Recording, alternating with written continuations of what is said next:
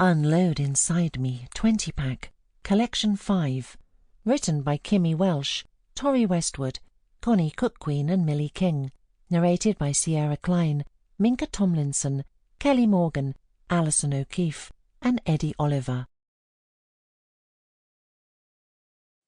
Banging my boss at 30,000 feet. Age gap breeding 9. Breeding erotica, age gap erotica. The trip from New York to London was largely empty. We were on a red-eye flight visiting clients across the pond. Justin's wife had insisted on waving both of us off at the airport, despite me being 19 and him close to 40. My boss, Justin, had made a beeline for the center seat on the back row when we'd boarded, and I wasn't in a position to argue. When everyone was on board, it turned out the window seat was empty, and so too was the row opposite, as well as most of the rest of the plane. "I wonder why it's so quiet," I said, sitting up in my seat and looking forward at the back of several heads dotted about the cabin. "Seems odd." He scanned the plane and shrugged. "Enjoy it, I guess." He already had his legs up on the seat beside him, but the stewardess soon put an end to that when it was time to take off. He wasn't used to women telling him what to do. Justin was straight into the TV that sat in the headrests in front of us. He was calmly scrolling the selection and planning the ensuing hours. I was more concerned with getting some shut-eye. The second the seatbelt sign had blinked off, my boss hit the overhead call button, and a flight attendant was there in a matter of seconds. "How can I help?" she asked. She had this beaming, picture-perfect smile and immaculate makeup delicately placed on her pretty face. Justin was enamored immediately. May I have a vodka and Coke?" he asked. "You may." She nodded, smiling. I watched him wriggle in his seat. I'd known him long enough to know when someone had turned him on. "May I have a vodka and Coke?" I mocked, twisting a grin in his direction after the stewardess had left. "Shut it," he whispered, busying himself with the screen ahead of him again. "May I bury my face in your tits?"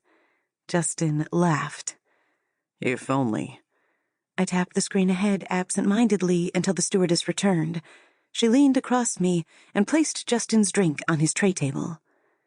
"A vodka and Coke for sir," she said. She was naturally flirtatious, it seemed. I could practically hear Justin's heart beating when she'd left. Seeing down the top of her blouse and smelling her sweet perfume had also had an effect on me that I hadn't seen coming. "Would sir like anything else?" I said, tongue-in-cheek. He laughed. "Sir would like a blowjob." I swallowed and looked ahead as he reached over to the seat beside him for a blanket.